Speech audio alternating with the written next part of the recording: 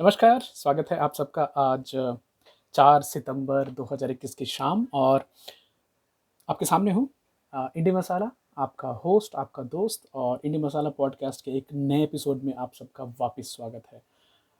पिछले सप्ताह मेरी कुछ दोस्तों से बातचीत हो रही थी और उन्होंने चैट के थ्रू ये पूछा कि जो मिश्री होती है, जो ताल मिश्री बोलते हैं, is it better than the sugar, the refined sugar which we get in the market? And तभी इमीडिएट उसका जवाब ना देकर मुझे लगा कि मैं इसके पीछे कुछ रिसर्च करूँ, कुछ चेक करूँ और उसके बाद आपको बताऊँ। तो शुगर के ऊपर हम पहले भी बहुत सारे एपिसोड्स कर चुके हैं, कैसे शुगर अवॉइड करनी चाहिए, कैसे इसका इतिहास रहा है, हिस्ट्री ऑफ शुगर, कैसे कैंसर जैसी बीमारी में इसका बहुत बहुत बड़ा रोल होता है और कैसे ट्यूमर्स को बढ़ने में मदद करता है। और इन चीज़ों को अगर आप और डिटेल में जानना चाहें तो मेरी पिछली पॉडकास्ट को ज़रूर सुनिए। आज की जो रिसर्च में पता चला कि 350 350 AD which is Gupta dynasty जब भी चल रही थी, तभी क्रिस्टलाइज शुगर का वर्णन हमारे यहाँ मिलता है। अर्थशास्त्र जो कि 4th to 3rd century, this is BC we are talking about, तभी भी रिफाइंड शुगर की कॉन्टेक्स्ट पता चलती है।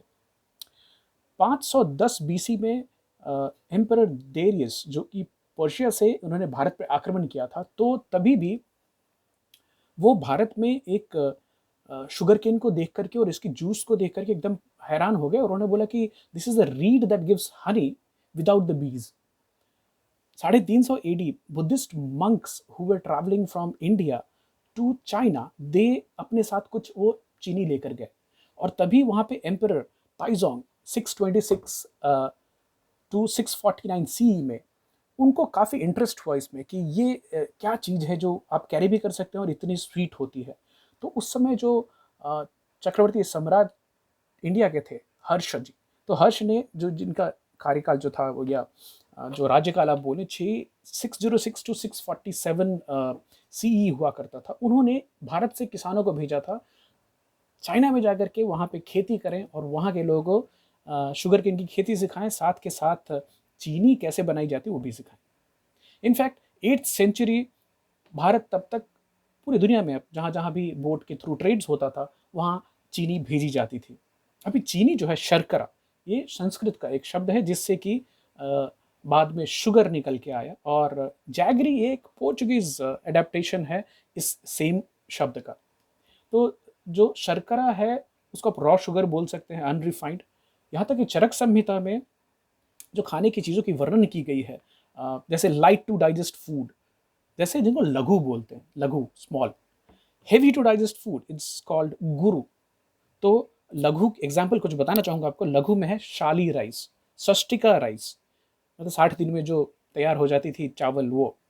हरा जो मूंग होता है वो क्वेल का मीट, पैट्रीज का meat, antelope, rabbit, Indian sambar, deer, इन सबको क्या बोलो लघु माना गया है जो इजी टू डाइजेस्ट फूड्स हैं। वहीं पे गुरु में जैसे आटा से बनी हुई जो चीज़ें होती हैं, शुगर केन की जूस आती है और साथ के साथ शुगर केन की जूस से जिन चीज़ों का प्रिपरेशन होता है वो दूध और दूध से बनने वाली सारी चीज़ें ये भी उसमें शामिल हैं। तिल, सेसमी, उड़द दाल, सी फूड किसी भी तरह का हो और मार्शी लैंड में पलने वाले कोई भी एनिमल हो, इन सबको गुरु माना गया है खाने में। मतलब इनका खाना पचने में आपको टाइम लगेगी। अब देखिए जो रॉ शुगर होती है वो अनरिफाइंड होती है, तो उसमें क्या होता है, उसमें पानी की मात्रा ज़्यादा होती है as compare to refined sugar, so that means it's less concentrated. अभी मैं जो हमारे WebMD एक काफ़ी अच्छा रिसोर्स है साइंस और हेल्थ के रिलेटेड चीज़ों का, तो उसमें नरिश करके WebMD के एक पेज है, उस पर चेक कर रहा था।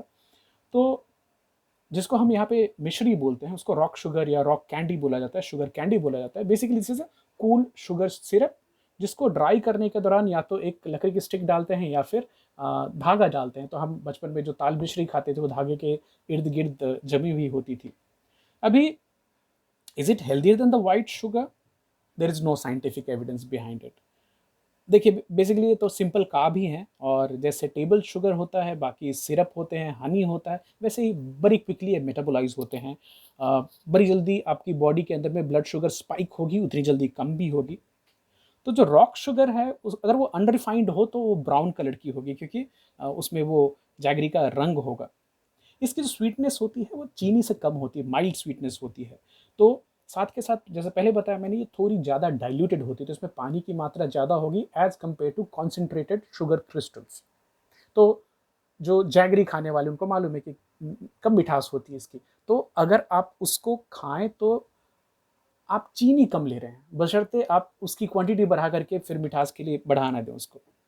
यहाँ तक कि देखिए कोलंबस जो थे 1439 में शुगर को अमेरिका में लेके गए थे। 1439, उसके पहले वहाँ के लोगों को चीनी का पता भी नहीं था। अरब 8वीं सेंचुरी में लेके गए। तमिल वेद डॉट कॉम के हिसाब से इक्ष्वाकु जो कि वैश्वता मनु के पुत्र थे, और इनका वो कार्यकाल जो है ना, वो जब जिंदा थे तो मत्स्य अवतार जो हुआ था उसके समानांतर बताया गया है तमिल लिटरेचर में। तो इक्ष्वाकु को एक्सट्रैक्शन ऑफ शुगर का और शुगर केन जूस का एक प्रणेता माना गया है। हालांकि जैन जो हैं, जैन लोगों की जो सोच है उसके अनुसार तीर्थंकर ऋषभ देव, जिनको आदिनाथ भी बोला जाता है, उनको बताया गया है कि उन्होंने ये शुगर केन जूस निकालने को सिखाया, और इसलिए उनका नाम इक्ष्वाकु भी पड़ा। बड़ी इंटरेस्टिंग बात है। इंडस वैली सिविलाइजेशन IVC, वहाँ पे शुगर केन और जूस एक्सट्रैक्शन दोनों के प्रमाण मिले हैं। तमिल लिटरेचर में गॉडेस ललिता, कामाक्षी, जो मनमत गॉड हैं, इन सबको अलग अलग मूर्तियों में शुगर केन हाथ में लेकर दिखाया गया। तो मतलब हिंदुइज्म का और शुगर केन का और शुगर का संबंध बहुत बहुत पुराना है। अब एक बिहार की बात करूं जहां से मैं आता हूं, तो छठ में ईख का बहुत बहुत महत्व होता है। दूसरी एक और पूजा होती है, इसको देवोत्थान एकादशी बोलते हैं, या प्रबोधिनी एकादशी, जो कि नॉर्थ बिहार में, यूपी बिहार में होता है, नॉर्थ इंडिया में होता है, कुछ कुछ जगहों पे महाराष्ट्र और गुजरात में भी किया जाता है। बेसिकली ये 4 महीने का जो भगवान विष्णु का स्लीपिंग पीरियड होता है, तो देव उठान, देव को उठाना, इसमें शुगर केन की बहुत महत्व है और शुगर केन चढ़ाई जाती है। इसके पहले इनफैक्ट गांव के लोग शुगर केन की फसल को हाथ भी नहीं लगाते, ये सोचकर कि ये विष्णु जी के लिए है, और पहला जो कटेगा फसल तो पहले उनको जाएगी, उसके बाद लोग ग्रहण कर सकते हैं। साथ के साथ ये शुगर केन हार्वेस्ट सीजन की शुरुआत भी होती है। तो शुगर केन जो एक्चुअल जूस होती है और शुगर केन, उसमें आपको कैल्शियम मिलता है, मैग्नीशियम होता है, पोटेशियम होता है, साथ में आयरन भी होती है। एक 3 चीज़ों का सम्मिश्रण है सेसमी सीड, जो कि तिल है, मिठा जो शुगर केन से निकलता है, रॉ जैगरी जिसको आप बोलते हैं, और घी, इसको ट्रिनिटी बोला गया है, इसको त्रिदेव भी बोलते हैं। Very very rich source of nutrition. Rujuta Diwekar ji जो हैं, काफ़ी सेलिब्रेटेड न्यूट्रिशनिस्ट हैं, उनका बोलना है कि जैगरी और घी एक काफ़ी iron rich essential fatty acid देने वाला काफ़ी रिच सोर्स है, और ये खाने के बाद जो आपको मीठा खाने की तलब होती है उसका एक काफ़ी अच्छा उपाय है। जैगरी को आयुर्वेदा में एंटी एलर्जिक प्रॉपर्टी वाला बताया गया है। ये जैगरी से डाइजेशन इंप्रूव होती है, इम्यूनिटी इंप्रूव होती है, लंग की सफाई होती है, ब्लैडर की सफाई होती है, यहाँ तक कि ब्लड प्यूरिफिकेशन का भी काम इसको बताया गया है। एनर्जी की सोर्स है, जो कि आपको बिल्कुल हम भी अग्री करेंगे, और एक कार्डिक टॉनिक बोला गया है।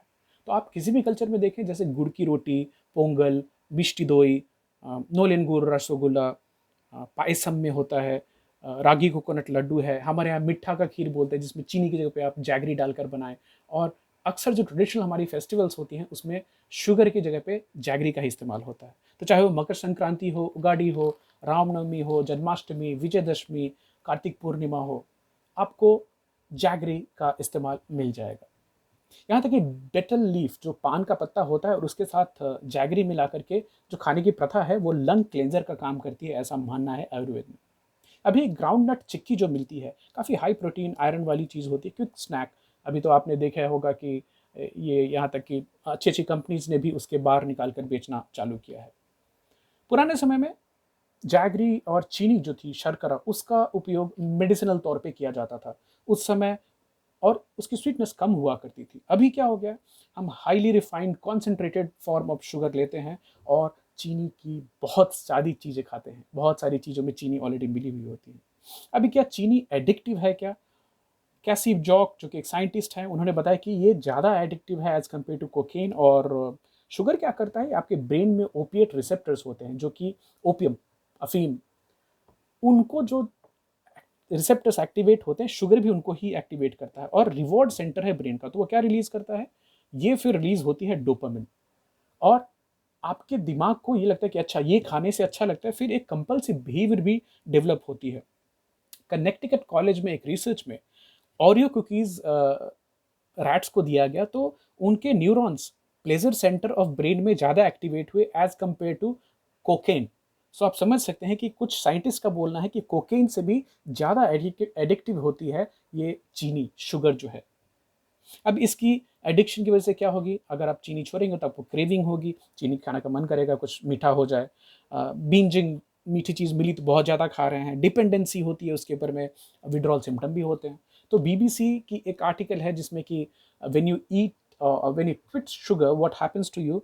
तो शुगर क्या है, बेसिकली सुक्रोज है, और ये एक्टिवेट करता है sweet receptor in the mouth.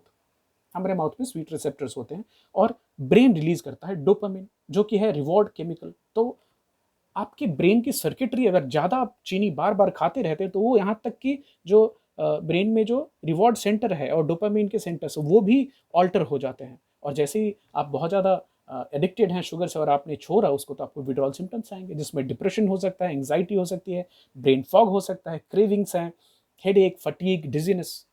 तो शुगर है क्या, basically it's empty calorie, there is no nutritional value at all.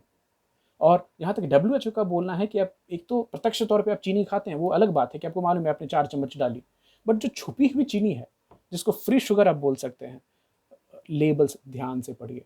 आप जब भी लेबल्स पढ़ना चालू करेंगे फूड आइटम्स के, आपको पता चलेगा कितनी ज़्यादा चीनी आपके खाने में, हमारे खाने में जा रही है, और कितने सारे आइटम्स में शुगर ऐसे ही छुपी हुई आती है। अब आपको चीनी नहीं दिखेगी, शुगर नहीं दिखेगी, उसके जगह पे हो सकता है ग्लूकोज लिखा हो, कॉर्न सिरप लिखा हो, ब्राउन शुगर, डेक्सट्रोज हो, माल्टोज हो, सुक्रोज हो। और एक डेडली कॉम्बिनेशन है, high salt, high sugar, high fat. इन 3 चीज़ों को मिला दीजिए, आपके ब्रेन के रिवॉर्ड सेंटर को झटका लगता है, डोपामिन रिलीज होती है, और ये फॉर्मूला पैक्ड फूड बनाने वाली कंपनी जानती हैं। तो I repeat again, high sugar, high salt, high fat content, fast food, best choice. Dopamine release होती रहेगी, आपको बदले में क्या मिलेगी, आपको मिलेगी obesity, hormonal interference, increased insulin and fat storage in the body, poor oral health, दांत खराब हो जाते हैं, हार्ट डिसीज के चांसेस बढ़ते हैं, डायबिटीज, और यहाँ तक कि कैंसर भी। शुगर बहुत बहुत ज़्यादा उसके ट्यूमर्स को बढ़ने में मदद करती है। याद कीजिएगा मेरे कैंसर वाले एपिसोड से कि जो ट्यूमर्स होते हैं, जो एक्टिव ट्यूमर्स होते हैं, उसके जो कैंसर सेल्स होते हैं, उनको नॉर्मल सेल के कंपैरिजन में उनको 10 गुना ज़्यादा चीनी की रिक्वायरमेंट होती है, which can be seen on a functional MRI। Addictive होती है। तो क्या कुछ नेचुरल सब्सटीट्यूट्स हैं क्या इसके मार्केट में? तो यस, स्टीविया जो कि एक प्लांट डिराइव सोर्स है, जाइलिटॉल है, इरिथ्रिटॉल है, मंक फ्रूट सिरप होती है, येकन सिरप आती है, फिर कोकोनट शुगर आती है, हमारी हनी जो है वो एक नेचुरल सब्सटीट्यूट है। हालांकि जो भी डायबिटिक हैं, जिनको शुगर रिलेटेड प्रॉब्लम है, उनको ये नेचुरल सोर्सेज भी कम ही इस्तेमाल करने चाहिए। मेपल सिरप है, और कुछ हद तक मोलासेज या जैगरी जो आती है, इसका भी इस्तेमाल कर सकते हैं। तो सवाल वापस, चीनी क्या हमारे लिए फ़ायदेमंद है? नहीं। जैगरी कुछ लिमिटेड अमाउंट में खा सकते हैं। फिर भी जो लोग नया एक्सपेरिमेंट करके शुरू करना चाहें, वो पहले ज़रूर किसी अपने डॉक्टर से कंसल्ट करें। अगर आपको आयुर्वेद में इंटरेस्ट है तो किसी नज़दीकी वैद्य के संपर्क में आकर ही आप इन चीज़ों का इस्तेमाल करें। Otherwise empty calories, no nutritional value is there seen in sugar. So आज की टॉपिक को यहीं पे ख़त्म करते हुए आप सबसे विदा लेंगे। कल एक नई टॉपिक के साथ मिलते हैं।